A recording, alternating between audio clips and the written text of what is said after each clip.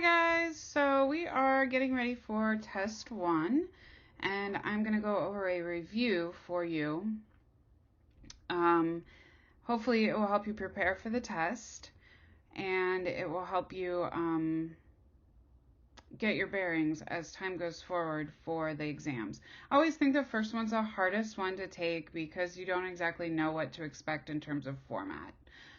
Every exam will be in the same format, so no need to worry about that in terms of format changing. So once you get used to preparing for one, the second exam and the final should be easier for you. The exam will open on Canvas on Monday, October 3rd at 8 a.m. and it closes on Sunday, October 9th at 11:59 p.m. If you have questions or need anything else, please email me or call me. The exam has two parts, Parts A and Part B, so don't forget to do both. I've never had a student forget to do one section, but if you forget to do a section and you don't remember by the time the due date has passed, you're kind of out of luck. Part A is multiple choice. It is timed, but you do get 2 attempts. There are 30 questions and you have 3 minutes per question to answer. It's 90 minutes total. And this is an important thing to note that's brand new. I can't reset the test for you. Blackboard used to allow me to clear your attempts so that you could start over. This is no longer an option. So please don't email me and say, can you please clear my attempt and give me another chance? I can't do it. Blackboard won't let me. For this reason, I've given you 2 attempts when normally I wouldn't give you more than 1 attempt. So, use your second attempt wisely. If something goes wrong, your internet connection fails or something, you have a second try. So let's talk about the short essay portion. It is a short essay. You need to use examples and descriptive support, which is different than short answers. Short answer is usually a very quick answer. Short essay is just that, a short essay. You need to write at least 300 to 500 words. You get 15 minutes per question. It's 90 minutes total. And you want to be sure you have your review sheet filled out, especially those boxes that say you'll need to be prepared to have a discussion on these topics. So just a few tips for preparing for the essay. Be sure you organize your notes, color code sections with sticky notes. When I say organize your notes, I mean organize your notes based on the review sheet. The review sheet was made from the exam, so everything that's on that review sheet is something that you should know. Use your review sheet to make sure that you have pared down all the information and put it in the same space. You'll need to study the review sheet so that you know the information pretty well. You're not going to have time to look up every one of the multiple choice answers. If you do that, you will run out of time. You can use your notes and you can use your textbook, but that is all you may use. So when preparing for this exam, be sure that you don't go through the attitude of feeling like you don't need to study because it's open book. It is open book, but you're still going to have to study in order to get it done in the time frame that you have to do it in. So I often have this question, what if I miss the exam? So unless you've arranged an extension with me at least 48 hours in advance, I'm not going to accept your exam.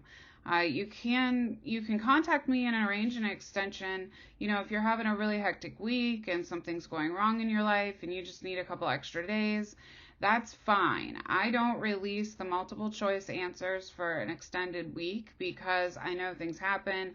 I have students that are in disability services and things like that, and so I give the answers an extra week before they're released.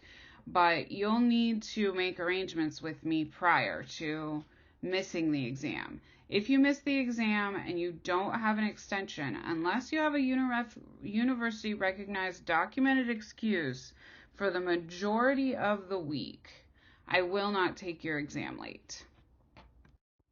So let's look at the styles we've gone over. We've gone over the Proto-Renaissance, the International Gothic style, early Northern Renaissance, early Renaissance in Italy, the Venetian Renaissance, and High Renaissance in Northern Europe. So you can break down each style by listing the stylistic characteristics for that era. For an example, we know that high Renaissance art in Italy is characterized by two major elements: the ideal plus the real equal high Renaissance. So let's go back and break down the styles that we studied in the beginning of our unit. The first one is the Proto-Renaissance era. The stylistic features were gold halos with flat figures that are staggered on top of each other with wonky perspective.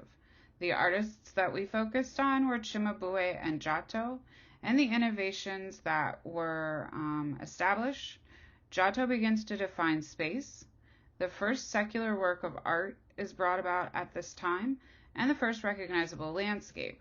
We also learned what a predella is. Historical things to remember are that humanism is in its beginning stages, and that classical themes of antiquity are starting to be recalled by artists. So let's look at these Proto-Renaissance hallmarks represented in Cimabue's The Virgin and Child Enthroned. You can see that we get these gold halos. Those discs are something that's left over from the Gothic era, and pretty much all of the religious figures have them. If you look comparatively to the human figures at the bottom of the icon, you'll see that they don't have halos at all. That's because they're actual human beings here on this earth. The figures appear somewhat flat. They don't have that nice three-dimensional bulky feeling that takes up volume and space. They're staggered on top of one another in order to create a sense of atmospheric perspective. We know that the thing that is closest to us is the one we see the most of. And we get this sense of wonky perspective. Mostly you can see it through the throne that the Madonna sits on. The people underneath the throne, the people that sponsored the icon painting, they're people that just sort of sit underneath there. They don't really take up space. And when you start relating the space that the Madonna sits on compared to the people at the base of the icon, it starts to look really strange. That wonky perspective is something that is a common characteristic of Proto-Renaissance art.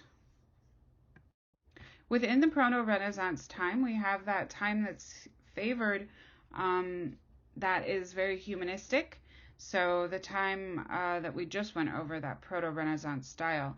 But if you remember, the Proto-Renaissance style is not something that every single person in the Proto-Renaissance time era thinks is a good thing. The court actually favors the International Gothic style. The International Gothic style looks a little bit different. The figures are somewhat elongated, and we get a lavish use of that gold leafing. So unlike Cimabue's, where we actually saw human beings and we saw them in a more humanistic form, we're now going to see this lavish use of gold, intricate, expensive backgrounds and framing. There's an abundant use of pattern and decoration, and there's no real setting to the work of art. Here is an example of the International Gothic style. We get that elongated use of the figure and the lavish use of the gold leafing. The entire background's gold. You also get this really intricate framing that we see within the work of art. So you can just sort of picture that this is part of the Gothic church. The figures feel like they're kind of stretched out. They don't have that more humanistic form that we see in Cimabue's work of art. Even though Cimabue's perspective's a little bit off, we still get a pretty firm understanding of what those human beings look like. Whereas here, in this work by Simone Martini and Lippo Memmi, we see that the characters are somewhat elongated.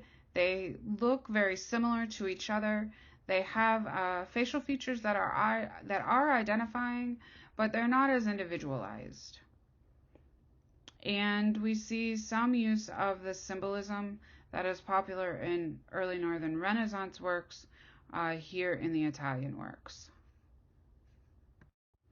Okay, so moving on to early Northern Renaissance. In the early Northern Renaissance, we see the S-curved figure dominate the school of thinking. Attention to texture and miniature detail, think Van Eyck here. Iconography, atmospheric perspective. Pieces that we looked at that were prolific were the Ghent altarpiece, the Arnolfini wedding portrait, and the Nuremberg Chronicles.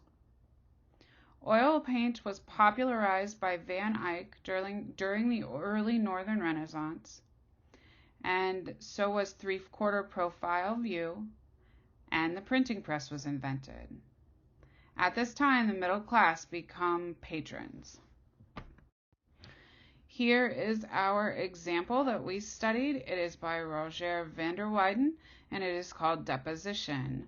Roger was known for his very emotional works of art, and we see the S-curve dominating the representation of the figure. Mary sort of swoons and has that S shape. Jesus has the S shape, and so does John, holding and supporting Mary. If you analyze each figure individually, you will see that they retain that S shape in the figure. Additionally, we get this use of bright, bold color that moves our eye throughout the painting. If you scrutinize and look very closely, you will see that there's lots of miniature detail in the textures of the fabric that van der Weyden represents.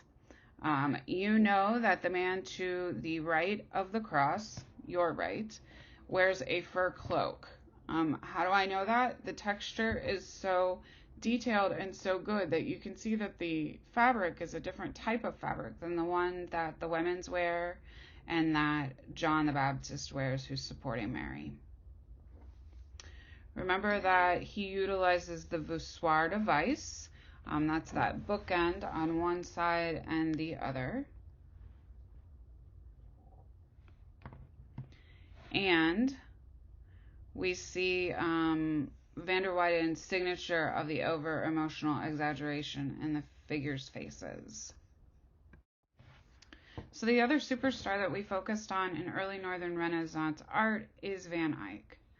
Van Eyck has a three-quarter profile view that he popularizes, and the attention to texture and detail is something that is unmistakably a signature of Van Eyck's and dominates the Northern Renaissance painting discipline.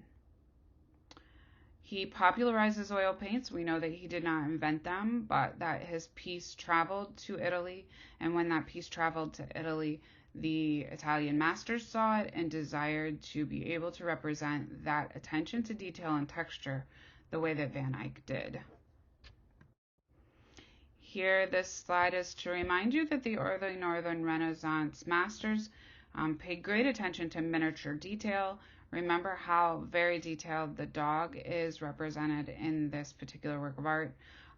We get some interesting sense of atmospheric perspective. We know that this is not one-point perspective. I can't take a ruler and draw all the lines to one main point within the work of art, but it is atmospheric perspective. So I get the idea that the dog is closer to me than, say, the mirror in the picture. The next style we went over was the early Renaissance in Italy. Early Italian Renaissance boasts classical themes that reappear through idealism and realism. Donatello, Ghiberti, and Brunelleschi were the main superstars that we focused on when looking at early Renaissance art in Italy. They pioneered one-point perspective, the side profile portrait, the first life-size equestrian figure since antiquity, and the first life-size nude since antiquity, the first representation of contrapposto since antiquity. Themes that ran within the art were memento mores, guilds begin to emerge, The Holy Trinity becomes prominent. Della Pictura was written, and churches become modulated. The early Renaissance in Italy begins the representation of idealism plus the push for realism and classical themes. This example by Pollaiuolo is a perfect example of how those classical themes were brought from antiquity to the early Renaissance in Italy. You can see the figures are very realistic, very well proportioned, and that Pollaiuolo has obviously been studying cadavers to make sure that he represents the body in the most realistic form. This push for realism is one that the Italians dominate. Then they push the idealism. They don't want to just represent the body as it is seen in everyday life. They want to represent the perfect body that is idealized, that is considered the ideal representation of beauty. During this time, one-point perspective is invented by Brunelleschi. If you remember, he and Ghiberti get into this big fight between the commission for the doors at the baptistry in the Florence Cathedral. And so Brunelleschi's a sore loser. He gets mad, doesn't want to work together with Ghiberti, and he goes to antiquity to study how to draw the buildings of antiquity. He does this in preparation for his design of the Florence Cathedral's dome. While he is inventing one-point perspective, Ghiberti stays back behind and does the commission for the doors at the Florence Cathedral. As time goes on, Ghiberti wins more commissions and decides that he's going to use Brunelleschi's new innovative approach in the next set of doors that he is commissioned from. This is the panel of Jacob and Esau, and it is the first one-point perspective relief panel in the history of art. The Italians have a unique sense to portraiture, so instead of the three-quarter profile that the Northern Renaissance artists invent, we see that the Italians favor this side profile view. The side profile portraiture becomes popular in Italy with the wealthy. The wealthy also use iconography heavily to define who the person is in the painting. So the woman on the left is the man on the right's wife. They are very wealthy. They are dukes and duchesses, and so they are represented in lots of finery, in rich fabrics and highly decorative hairpinnings, and lots of iconography. Okay, so now we're going to move on to the High Renaissance. So if you remember, the High Renaissance follows this formula: the ideal plus the real equal High Renaissance. The High Renaissance in Italy, excluding Venice and Northern Europe. So let's just be very clear. High Renaissance in Florence and Italy. The stylistic features are: the form is constructed by looking at a drawing from life. It has a more sculptural feeling, and light is dispersed evenly. We see the corkscrew turn of the torso and the pyramidal shape in terms of placement of the figures. The artists that are the popular artists during this time in the High Renaissance are Leonardo da Vinci and Michelangelo. Background information that might be pertinent: we see a major flourish of the return to classical themes. The Medici family is in power, and they're commissioning art. However, they eventually become too powerful and are banned. So this is Raphael's The Small Cowper-Madonna from 1505. You can see all of these High Renaissance hallmarks in this slide. Now remember, Raphael works in the disegno style.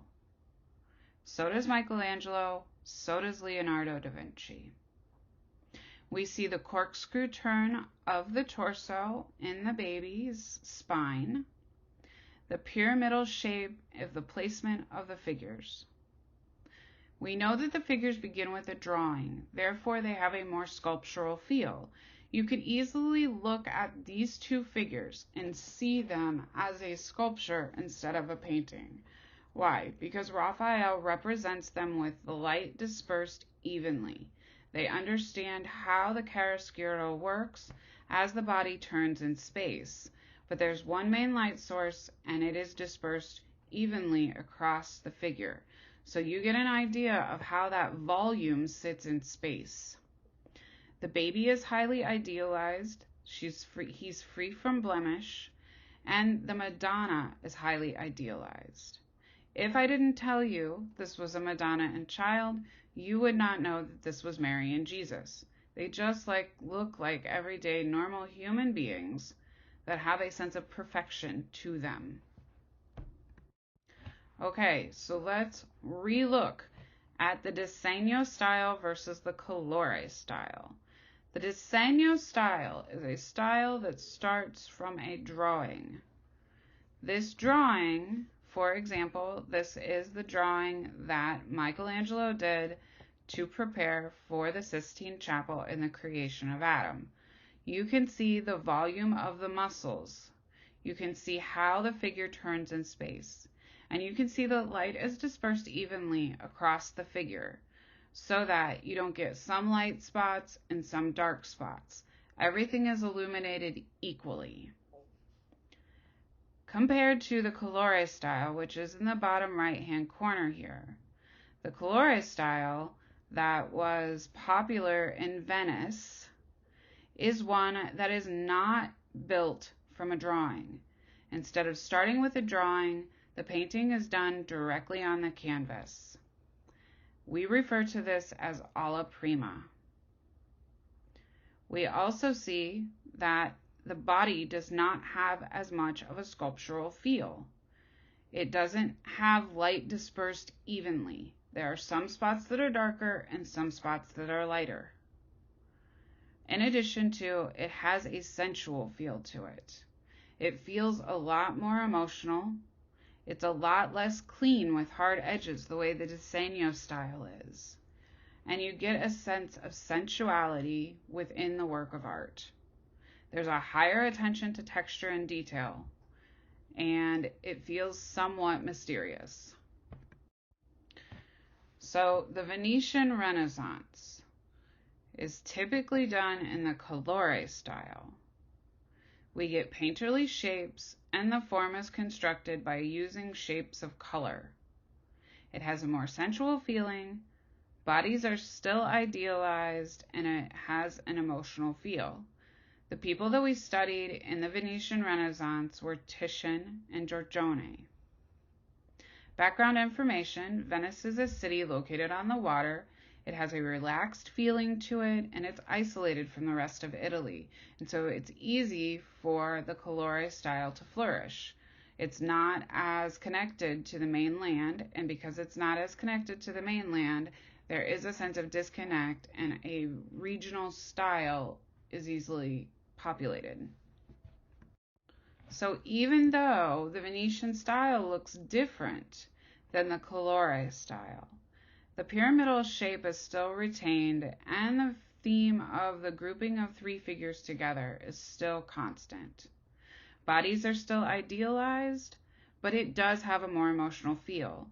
The light is not dispersed evenly. You see areas that are darker than others. The form feels soft, as if I could reach out and touch it and it would be squishy. The woman's body looks more doughboy-like. It has a dreamy, sensual feel, as if something's happening in a mirage or in a space of imagination. It doesn't have that real hard, crisp reality feeling to it. The form is based on a painting, not a drawing, and so color is laid down directly on the canvas, and the painting is constructed by using shapes of color and different variations of value to construct the form. If you remember, we have this subset in the High Renaissance called mannerism. Mannerism was a period of time that was a reaction to the high Renaissance masters. Stylistic features were contorted body positions, acidic colors that are hard to look at, no sense of real place is shown. We get no idea of where the scene is taking place, and we get overly exaggerated emotional reactions. The example of the artists that we looked at were Pontormo, Bologna, and Bronzino. Background information: art is a response to the Protestant Reformation.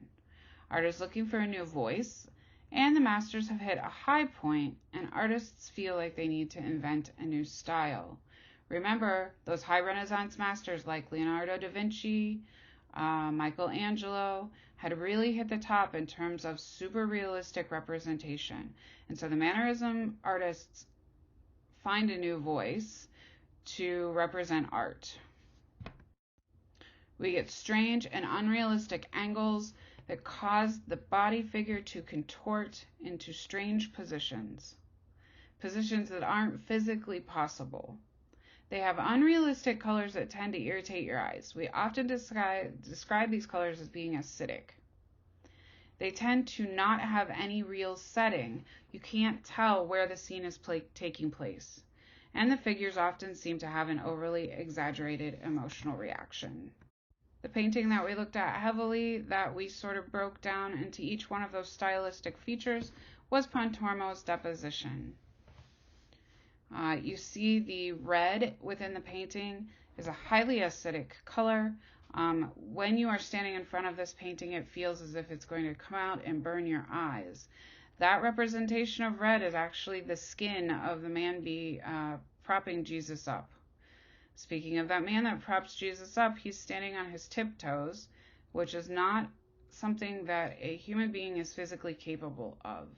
It defies the laws of gravity and physics to stand on your tiptoes and support the weight of a 250-pound man. There is no real setting, even though the frame is represented through a barrel vault. We see that there's no real setting behind the painting. You don't really know where the scene takes place. If I didn't tell you this was a deposition scene, you might not really understand what is going on. And if you look closely at the faces, you get this hauntingly emotional reaction to the scene. So let's practice. See if you can pick out the stylistic features in these works of art, linking them to their art historical eras. This one is early Italian Renaissance. Why? Because it's a side profile, just like Della Francesca's piece. When we looked at early Italian Renaissance portraiture, you saw that the early Italian Renaissance artists only represented portraiture through a side profile view.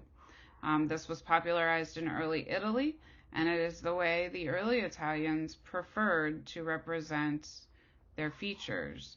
I think part of this had to do with the side profile view is a unique profile view to each human being. So there's no mistake of who that person is within the work of art. This is early Italian Renaissance. Why? Well, this is a work of art we looked at a lot. This is Donatello's Saint Mark. It is early Italian Renaissance because it represents contrapposto.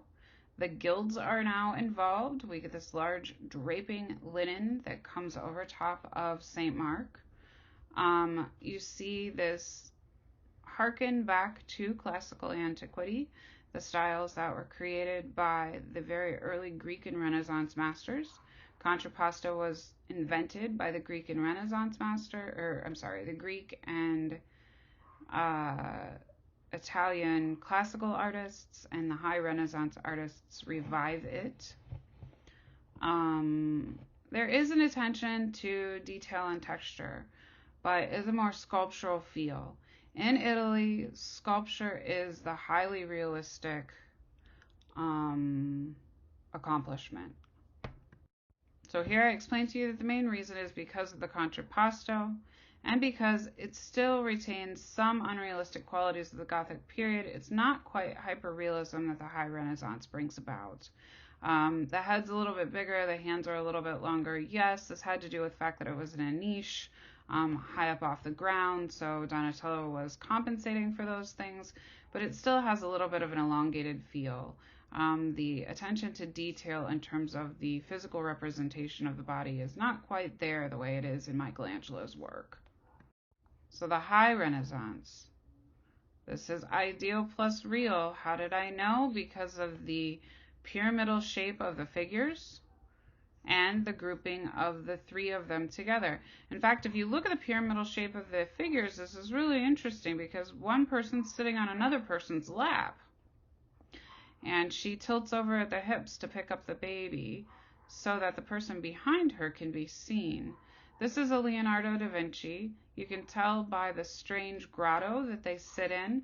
Remember, da Vinci tends to like these strange backgrounds. This work of art is Proto-Renaissance. Who do you think painted this piece? Figure out why you think who the artist is before you check your answer. This work of art is by Cimabue. See the resemblance in the Madonna figure from the Madonna and Child that we looked at in the example. The figures are at odd angles and we see weird angles within the feet. Figure out other elements that you see in this work of art that equal Proto-Renaissance hallmarks. This work of art is early Northern Renaissance. You can see the S-shaped curve in the figure. You'll also see that the figures are somewhat more elongated. They don't have quite as much volume. They are not placed in that pyramidal structure that we see that is so common in the Italian Renaissance artists. You even see the S-curve in Jesus hanging on the cross. You get this sense of spindliness within the figure and a sense of elongation. If you look closely at the faces, you see that the gesture communicates the emotion within the work of art. This work of art is an International Gothic style painting. You can see that the framing is focused on. It has highly elaborate pattern and texture to it that isn't part of the realistic world around us. This is a Venetian High Renaissance painting in the colore style by Titian. How did I know it was colore style? Well, I can see that the form is constructed by color. Instead of the form being constructed by hard edges that are crisp, we see that the form is constructed by patches of color being placed next to one another, or different values of the patches of color being placed next to one another, which means the light is not dispersed evenly across the entire canvas. Everything isn't illuminated with at the same rate. We have dark spots and light spots within the work of art. There's a wide range of values that you're looking at here, a wide range of dark and light representation.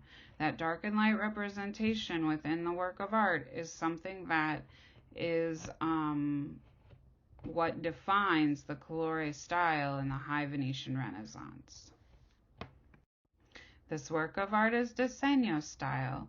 It is the High Renaissance in Italy by Raphael. It is constructed with a drawing first. And so you get this sense of volume from the figure. The figure feels sculptural. It has weight to it. You can easily see if the figure were to step across the canvas, what that figure would look like as it moves in space. It doesn't have high darks or deep dark spots and lighter spots that are sort of patchy and hazy. It's very crisp, very clean, and has hard edges where the colors butt up against one another.